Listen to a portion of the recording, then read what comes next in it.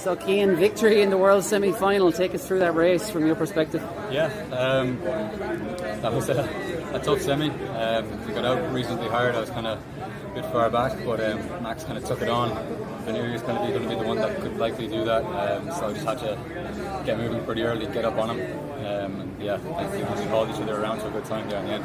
You said it was going to be the best race you ever ran by 1,000,000 miles. Could you believe what was happening? 150 to go, how good you felt? I had an inkling it was coming. I've been quietly confident of the work I've put in over the last month.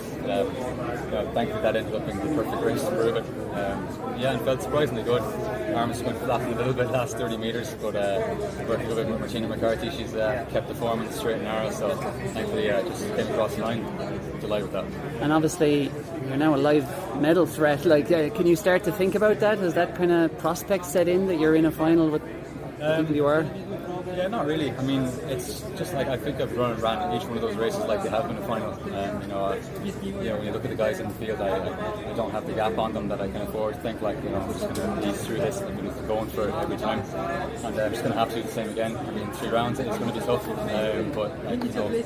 It's nice going into a race knowing the worst you can do is 8th in the world. So I'll recover and do everything I can to improve upon that. What were your hopes coming to Tokyo? I don't know, I was coming in ranked like 40 something. I was pretty nervous in the first race. I really just wanted to make the semis, and in my mind that was kind of like the main box checked, everything else was a bonus. And I'm not even that nervous for these races, to be honest. I kind of see this as a bit of a free hit. I think however I run this year is hopefully going to be the floor, not the ceiling of what I do over the next couple of years. This year hasn't exactly been optimal either. I'm just going to go for it and see what happens.